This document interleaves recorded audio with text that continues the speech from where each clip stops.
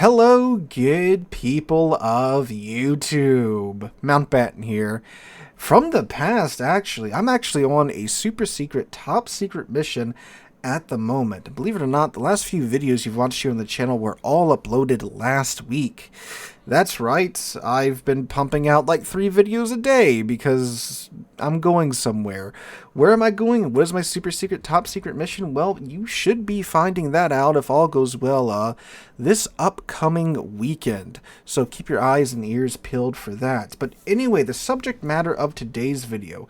As I sit down to record this video on the 25th of February, I'm looking at what's going on with the game and looking for a topic to discuss, and I thought, why don't we discuss Wargaming's sudden and quite rapid decisions that they've made here in the past concerning player feedback and how it's been remarkably good for the player base and a pretty big departure from their typical pattern. What do I mean by that? Well, if you look in the past with most things that have been announced and not really well received by the player base, and keep in mind, this is coming from someone that's been playing this game for, 7 going on 8 years at this point.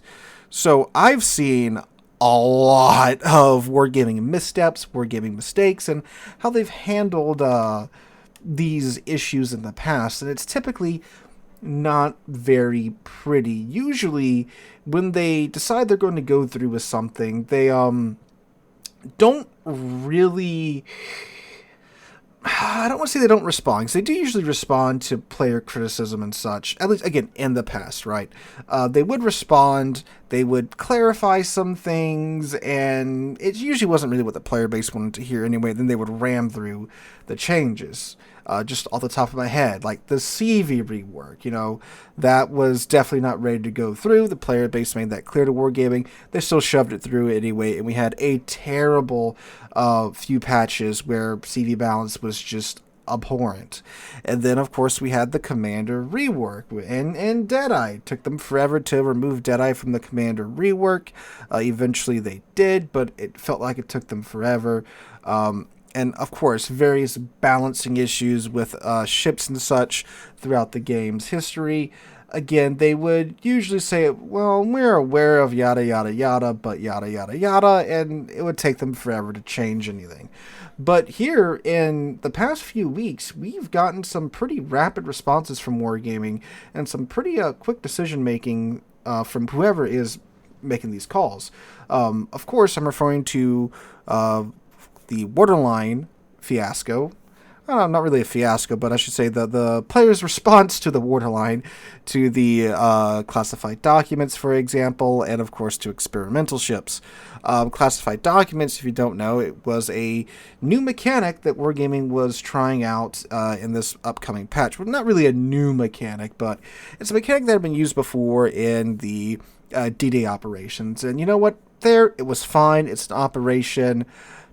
Cool, right? It was a nice incentive to keep playing because you could unlock these classified documents and, buff your ship against, this or that in the operation. So it's a nice way to get players to, keep playing operations for new play experiences. But Wargaming was planning on bringing that, of course, to random battles, which is another layer of arcadiness and another layer of complexity on top of a game that's, already a pretty tough game to pick up. Like, if you take someone, even someone that plays a ton of other games, right, like first-person shooters or whatever, and you plop them down to Warships, it's a game that takes some time to, get the basics of, right, and all the mechanics and such. The game looks fairly simple, but there's a lot of stuff going on in the background. So they were taking, those complex systems and such, and convoluted mechanics in some cases, and adding another layer of complexity on top of them with classified documents.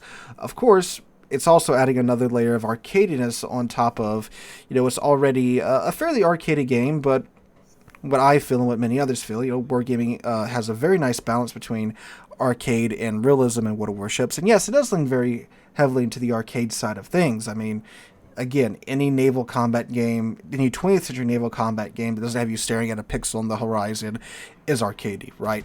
But Wargaming has had a very nice balance here with that. And this was going to, in my opinion, tip that balance way too far into the arcade side of things.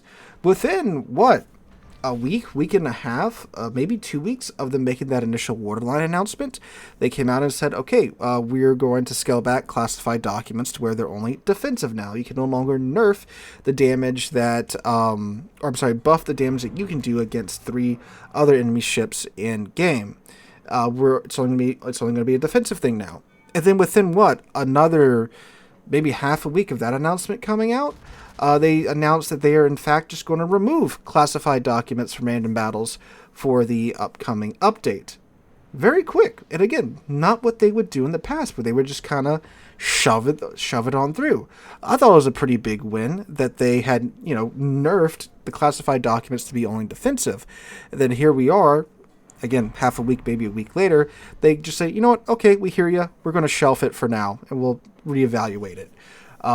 Which, again, I'm not claiming to be a Wargaming whisperer or anything, but I think that speak for it's getting shelved for now, right? We might try it again a little bit later, but for now, it's gone, which is an excellent thing.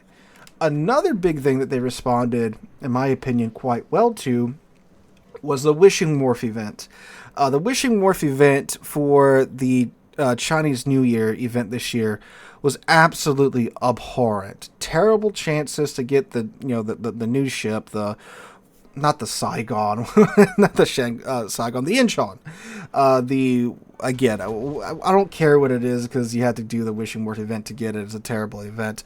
It's like a Des Moines with a turret ripped out of. Again, I said turret instead of gun. A Des Moines with a gun ripped out of each turret, right? With some other changes here and there. You had to get it in the Wishing Wharf event, which was where you would spend tokens in order to get a roll in the Wishing Wharf, and you had like a 0.46% chance of getting the Incheon, and even if you did roll a ship, because the way that gambling works in this game, you have various slots that are assigned to various rewards, right? So you have a slot assigned to, let's say, a cosmetic reward, a slot assigned to the ships, but it also shares the slot with the free XP or whatever.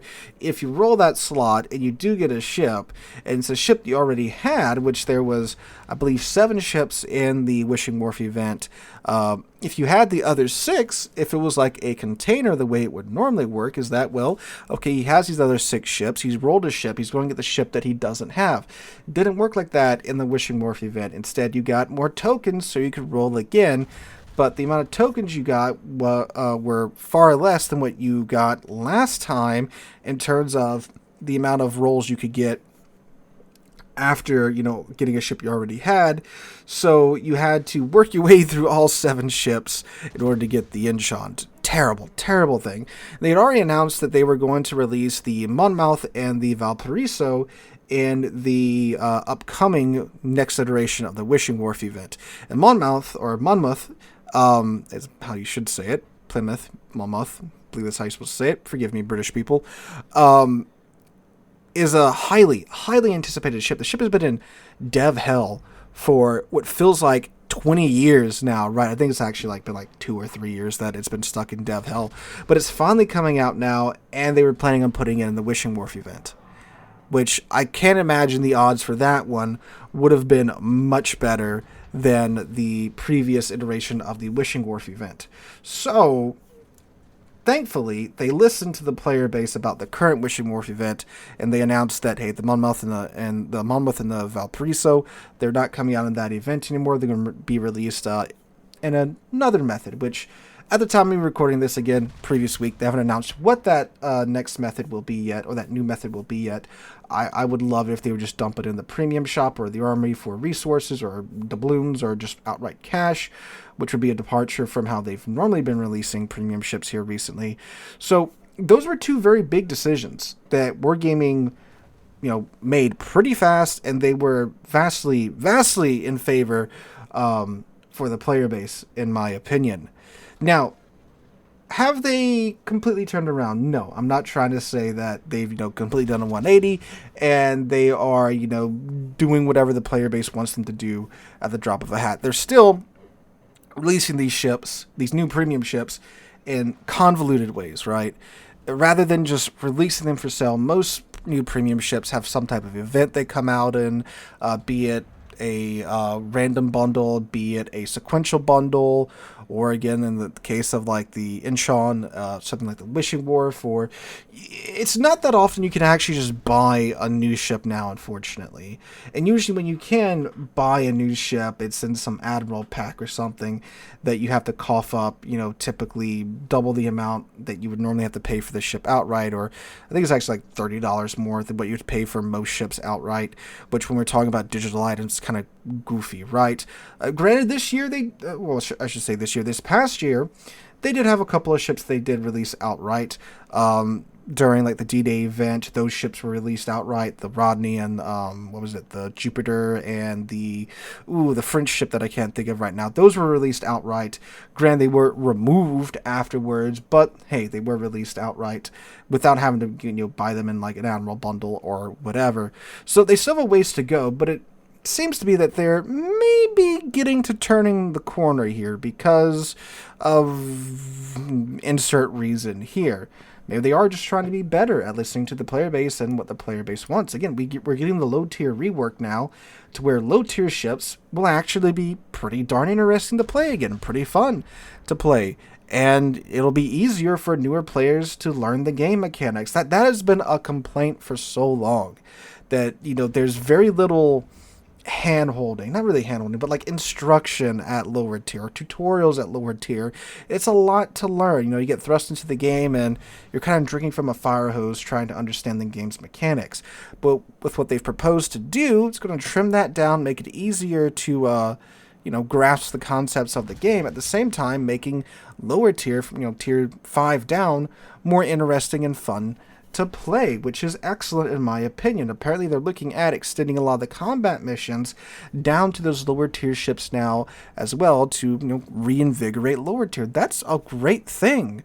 So it looks like we might be getting to the part where maybe Wargaming will turn the corner. We've had some glimmers of hope in the past, but I'm hoping that this will be one for sure. It really is, especially with the way some things are looking, good that less is its own thing now, because now Wargaming's got a real competitor in this scheme, and who knows with what goes on with the political situation. Maybe in the next couple of years, the embargoes will be dropped and Less's client will be available to the rest of the world. Then we'll have some real competition between Warships and Mir Corabli, which hopefully again will kind of light a fire under Wargaming and they'll do even better. That might be the reason for this. It might not. Again, they could just be improving on their own. Either way, I'm liking what we've been seeing here so far, and hopefully we'll get more of it in the future. So that is me sharing my 2 cents with you guys for today's video.